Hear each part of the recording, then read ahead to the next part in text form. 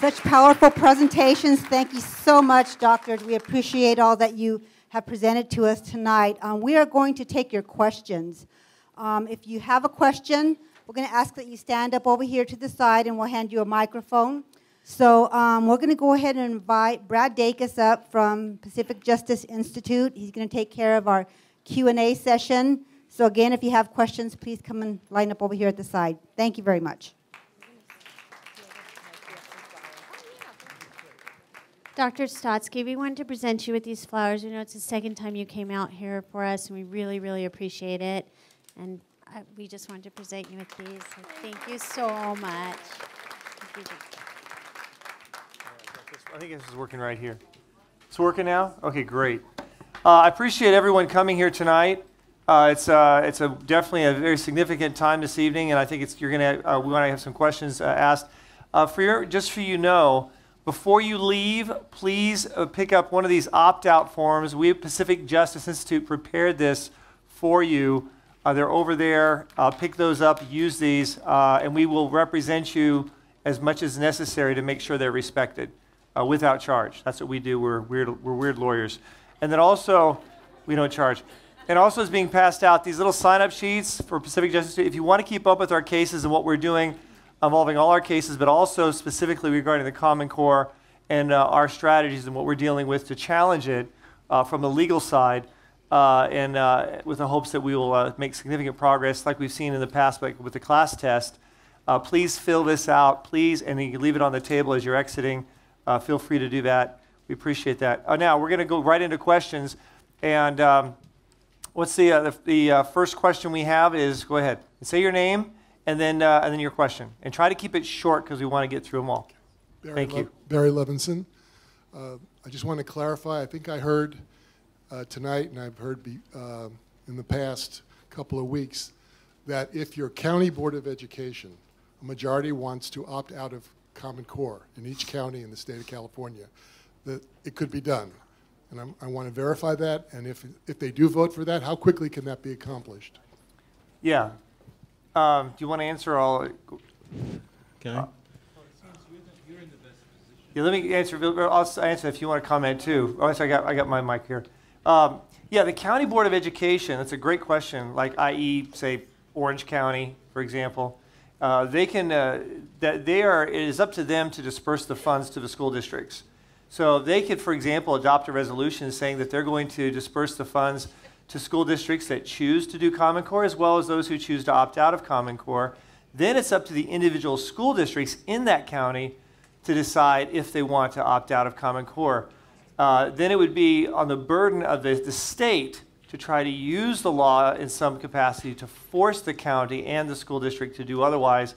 Our examination of the law is such that we think that the county and the school district would be in a very strong position. As an attorney, I can't promise an outcome, but I believe it's a very strong position, strong enough that we are pledged to represent and defend without charge any county and any school district that's challenged for doing so. So, good question. My name is. Oh, you want to comment? If I just may add one thing. Remember, under the best of circumstances, if the school district, which has the authority, I believe, indeed, to pick its own standards, it will still have to take the state test. And it may look not so good on the state test because the state test is very peculiar, that wants to see the Common Core kind of behavior, if you wish. Right. So it may become a public pressure that you don't look good compared to other districts in the neighborhood. So there is still a public pressure, but if it falls below 95%, at least probably there is no ability to put any other legal sanctions. Right, and just real quick, what he said was very significant because like with the class test about 15, 20 years ago, enough parents opted out of that state standardized test that it killed the test within 1 year, and they had to go back and we had the Stafford 9 because of it, something much, much better. So it's very powerful, and I think that would be very successful. And that's a right that parents have, that school districts can send to parents to educate them, even including opt-out forms if a school district wished. So there's tremendous empowerment there. Yes, go ahead. My name is Paul Hanisch, and I'm a school board member and a charter school teacher. And about the opt-out portion of this discussion tonight, my understanding is that if 3% or more than 3% of the students opt out, that you can be penalized. And I want to know what that means to be penalized. Does that, is it a financial penalty, or is it just invalidating your scores? And on another point, I know my charter school, they make the parents sign a contract, and if you do opt out of state testing, the next year they can, you know, kick you out of the charter school system. So that's another penalty that Right. is out there. Yeah, I will just say, in looking at the charter schools are actually in the worst position of all because of that, which you said was accurate. I know one charter school, what they're doing is they're going to offer an alternative assessment test that they're going to give to, and then turn that in so that all the students have taken an assessment test. Whether or not that's going to fly, I don't know. But you're absolutely right. Charter schools are a real tight quandary in that because of that. And I can't give you an easy answer except what is being tested by one charter school on that issue. Good question. Very good question. And by the way, do we have any representatives of private schools here? By the way, raise your hand. Or very good. Excellent. Hats off to you guys. I appreciate you coming here tonight. Thank you. Yes. As opposed to you, I'm not a lawyer, so I have much less restrictions to say what I think. No, go ahead, please, please. Oh, many fewer, sorry. It's true that charter schools are in a bigger bind because they have as authorizing authority that can also get upset at them, and they have to meet their verdicts later on. However, I don't believe there is the issue of 3%. As I said, even the STAR test originally and the No Child Left Behind declared 95% of test taking as the boundary below which the test becomes, the result becomes unreliable, therefore invalid.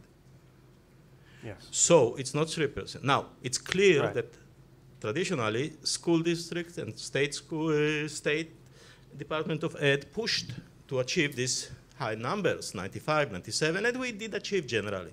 But if you choose to resist, there is nothing they can do to you because it's a right of the parent in California law. They can threaten, and they will threaten, but they still cannot do much. Now, about the charter school, the fact that they have this letter and commitment for the parent, that's the choice of the charter school. Work with them and tell them, don't do it again. Very good. Yeah, very good point. Next question. Hi, my name is Lorraine, and I loved your video. I loved everything that you've shown, and data speaks volumes, especially when it's visual. How can we receive some of those slides that you presented? Because that would be great speaking points. Rather than words, we can say, look at the years, How look about at the asking? data. I mentioned it during my talk, but our presentations are available, and talk to the organizers, and they will provide you with a copy. Yes, very good. And we are videotaping it, so it will be available online at some point. Very good. Good evening, Greg Britton. I want to thank all the panelists for your time and effort on this important cause. You're devoting your own time free of charge. I appreciate that. Yes. You brushed up to the question and you really didn't get to it. Why is this happening? Do people just not see the standards are dumbed down to grade levels as you're showing very clearly? Or is there a more nefarious agenda behind adoption of Common Core? And with the number of signatures in California needed to qualify an initiative down from 505,000 to 269,000, has anyone thought of putting an initiative on the 216 ballot to pull California out of Common Core and restore the prior standards? Wonderful idea. I will. I'll take a stab at that one. I have been encouraging people to try recall initiatives. I don't know your law in California, but that sounds promising. Mm-hmm. And I don't know if it works at the local level as well as with state officials, because every recall initiative differs across states. But whatever you can do in California, try it. It's worth at least trying to do that. Now, the first part of it is speculative on our part. Obviously, we do not know, and we do not have evidence for any plots. And we don't fly around in black helicopters, as you can see, nor do we wear tinfoil hats or pointed shoes. So we really can't answer the question of whether there is or is not an ideological component in the background to all of this. You simply have to draw your own conclusions from putting a lot of pieces together. Too much of this doesn't seem to square with logic or common sense. And it's been very difficult for states to even try to get a bill passed, never mind what's happening now once they have passed it in a few cases, to get out of Common Core, even though this has been touted as a state-led venture. It clearly wasn't from the beginning, and it isn't now. States are having more problems trying to even figure out how to get out of Common Core than the people putting the whole idea together probably encountered in thinking about how to take advantage of state law. We don't know the motivations of the people who are actually behind this. Everything is veiled by a non-transparent approach to all of the information. You really have to keep asking the right people why they made the policy decisions they did. Most state boards of ed, and there were over 45, and I've asked this question everywhere, there are almost no state board members in this country that can read a set of high school math or English standards. So they're intelligent, college-educated people, but you cannot find a reporter. For the most part, I have met actually one in the past 5 years who can read a set of high school math standards. We have a serious problem of literacy in mathematics and even in English.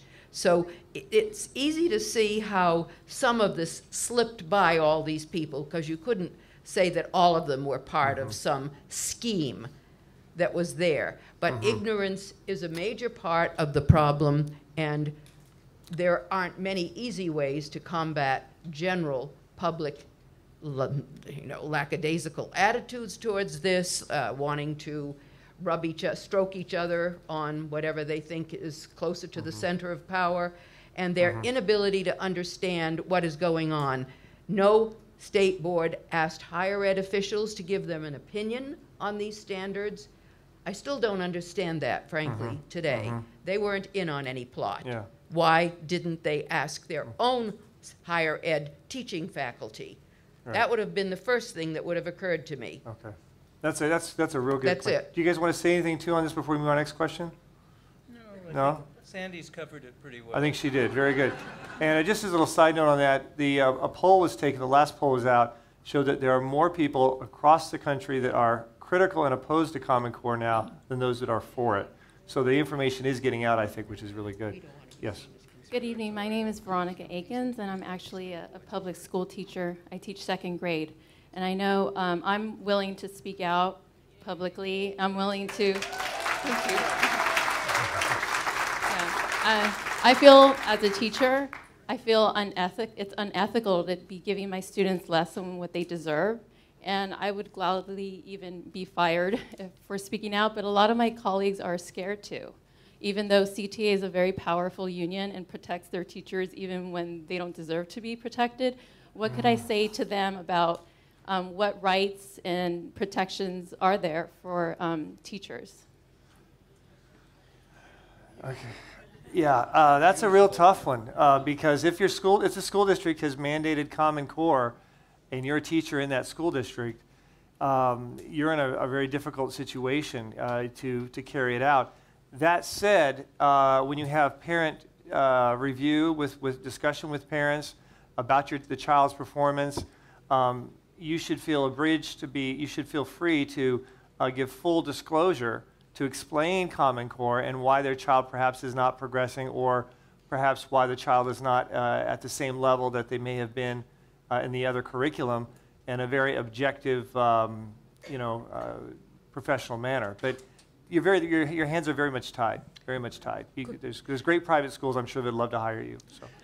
I would like to just add one suggestion to school board members, and that is that they require their superintendent to survey the teachers and allow them to respond anonymously. Yes. One simple question: how would you revise the standards you're now using?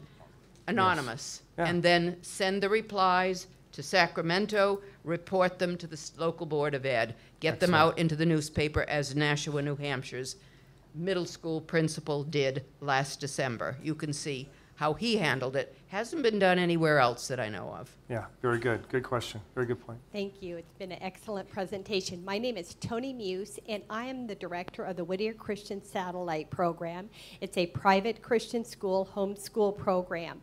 I keep hearing that Common Core is going to, how can I say, affect even homeschool students.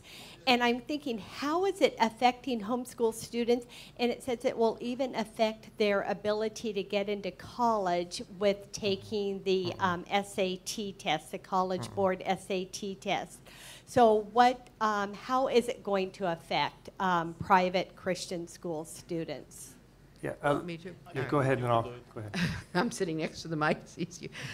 We really don't know how it will affect them, but at this point, it looks like it will affect them at the point at which they want to go to college if they have to take one of the college admissions tests that has been aligned to Common Core. Now, that remains to be played out.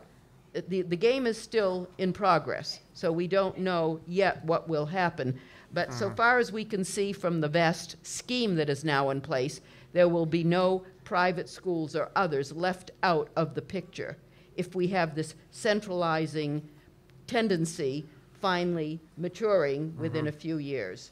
So even if you really educated your child, let's say in a classical or a traditional method, that would handicap them when they take the... Potentially handicapped. It might, unless there is pressure from a number of parents to get, many colleges already do not require SATs or ACTs, and more could be pressured to do so. Right. And to have their own matriculation exams. Right. 2 quick points on this, which I agree with what was just said. Number one, the SAT, colleges using the ACT and or the SAT has been declining steadily over the last several years. Point number one, which is very important. Point number two, I have talked with people in the state of Texas involving, who are with a part of the Board of Education, the State Board of Education working there. They are already working on a new assessment test for those states that are opting out of Common Core. And those will be tests that anyone in all 50 states can take. And I assure you there will be many people going to Texas and those other states to pull those students because of that. So I think that's really positive.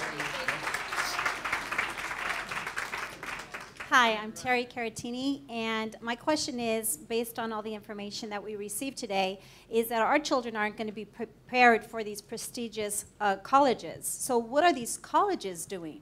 I mean, I'm sure they want our money 4 years from now, but if our children are on this road to dumbness, how are we going to get there? Okay. You want to know what's actually happening, I presume. And I'm not going to sugarcoat it. So I'll tell you what's happening at Stanford, and has been for a number of years. Stanford used to call itself, whether the rest of you agree or not, it used to call itself the leading university in the Western United States. Today it calls itself the leading university in the Pacific Rim. That doesn't sound like much of a change.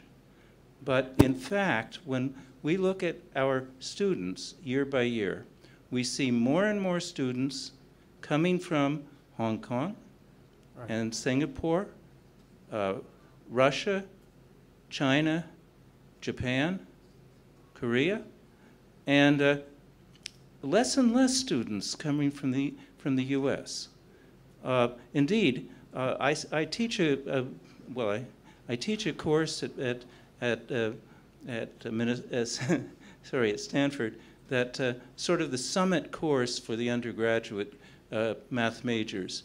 And periodically over the years, I would ask the students where they're from. Now, in the beginning, when some 30-odd years ago, the vast majority were American, and the majority of those were from public schools. Well, as the years went on, still the majority of the students were American, but the vast majority of them were from a few selected private schools. And as the years continued further, we saw more and more and more, a higher and higher percentage of the students in that class were coming from East Asia and Russia and the related Pacific Rim countries. And as far as we're concerned, it's the quality of the students themselves that matters. And if the U.S. cannot supply them, then there won't be any students coming from the U.S. at Stanford. I don't want to say what other elite schools might do, but this is what Stanford is doing. If I may, I want to add one word about the regular California state system. The legislature passed a law a year ago which basically committed CSU and community colleges to take students that pass the Common Core, as we heard, rather low-level test, into college without remediation, just for credit courses. UC actually did not commit to that, although they committed to look into it, at least that. What will happen, we don't know, other than common guesses. If less prepared students end up in colleges, and they cannot be placed in remediation, but take essentially the same courses, remediation courses, for credit, either the degree will take longer, and it already takes over 5 years on the average, or the quality of the degree will fall. I mean, something has to give. Thank you all you guys for coming. It's amazing. I have a question, but I just want to remind everybody, if you hadn't filled this out, please turn it in. It really helps Brad to know who's out there, and you will be calling on him at some point in the future. I can almost guarantee it. Also, if you have questions, there's a lot of data over here that may not have been said. You could pick up flyers real fast on the way out. Whenever I'm around promoting these things, and we go talk to teachers, we pass out flyers, and I come in contact with teachers, and I would say a lot of teachers are afraid to speak up because of the situation. But I still run into a great deal of teachers honestly believing that this stuff is good. And I'm listening to you guys, and I've heard it from other people, but for you guys are the standards experts.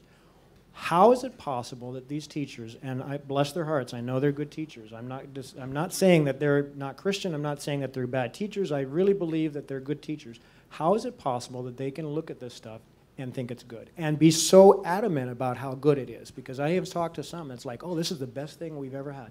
How is it possible? Yeah. Let me start. I'm sure Sandy will have something to say. Yeah. Well, I've had occasion to review the curricula and the teachers and the courses in a number of the of school districts throughout the country. And what I've seen when I go in to one of the classes, accompanied by a huge number of officials, that immediately the teacher switches over from whatever they were doing to the math lesson. And the way it's set up, usually, immediately the kids form into groups, and the teacher starts asking them questions, and they respond, and it gets very exciting, and the teacher thinks, wow, is this a success? Okay, let me tell you about one case here. And I was coming into a school in Pennsylvania, and I went into the classroom, and the teacher did in that case, his usual thing. But this time, they surrounded the teacher, and some of them sat at his feet, some of them stood beside him. They surrounded the teacher, and he would point to kids to answer his questions. And I noticed the usual thing, these kids were excited, they were answering his questions, except there was one kid in particular that was standing next to the teacher, raising his hand, looking really excited, trying to be called on, and this kid was ignored. Now, gradually over the course of that lesson, the kid stopped raising his hand, started to look more and more discouraged, and of course we continued to have all of this excitement going on, But I watched that kid, and what I saw was a kid who, the probabilities were that this kid was one of the brightest students in that class, and the teacher did not want him taking over. So I watched this almost certainly the brightest kid in the class becoming more and more discouraged, and basically, as I watched this, I got more and more upset. Mm-hmm. The point is that when you talk, as these teachers talk, and as the people reporters talk about it, when you judge the quality of a lesson by the kids who are answering the questions and all that, it's just wrong. That's not what matters. It's not those kids that matter. Those kids are answering questions because they're social, they like to be in the group, and so on and so forth. But if you want to look at where the talented kids in math are, for example, they're probably loners. And they're not social, but they do appreciate being recognized. So the reality of this thing is far more complicated to evaluate what's going on in a class than you might think. And a beginning teacher, and it's usually the beginning teachers who are so excited, a beginning teacher just does not have the background at that point to make those evaluations. Great. You have time for one more question, I believe. No, I think go ahead. a bit more. Oh, please, go ahead. I would just add a few more words, that this is still a work in progress, and the implementation of Common Core is very uneven. And it is very possible, particularly with newer teachers who are now coming out of educational preparation programs, that in order to be accredited, they have to teach to Common Core. So you may have, indeed, teachers who will be very enthusiastic about what they see. They know nothing else. But there may be some other teachers who do have experience and are sincere. I would grant that possibility, because there are different superintendents and different school systems, and I know in Massachusetts the implementation has been extremely uneven. But this is before the tests have been given. And I would like to add the fact that most teachers are products of our schools of education. Our schools of education were anti-intellectual for decades. It has been documented, written about, and that's what they spread. When they did a survey of professors of teacher education, overwhelmingly they say the content is unimportant. It's how you treat the child, how you are nice to the child, how you interact, how the child is social, and so on and so forth. The pedagogy, the socializing, not the content. They all consider, or almost all consider, content unimportant. Many teachers come out as they should. I mean, this is what they are taught. They believe it. They come out and they say, I want Johnny to be happy. It's not so important that Johnny cannot solve the problem. As long as he's happy, he's active, that's good enough. Right. And certainly, a lot of Common Core is focusing on soft skill. If you go to the process standards, which are 8 process standards, a lot of it is about attitude. So by the way, it can be interpreted as about content, but mostly it's not. It's interpreted as about attitude. And that will make a lot of teachers excited.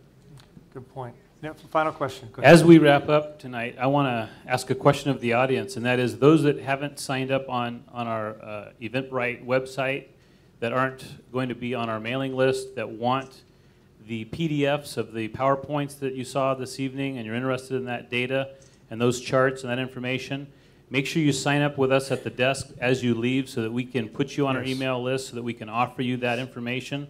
We don't have hard copies of that here in the building, so we'll have to email that to you. And then if you don't hear from us, or for some reason you forget about it over the next few weeks, you can go to our website, faithfulchristianservants.com, and look for a download of those bits of information as well. And one last thing, don't forget that these wonderful individuals will be at the Orange County Board of Education on Monday, starting at 5:30, and you'll get to hear them once again if you have time to show up at that event. That's right. Thank you. I have one last quick question.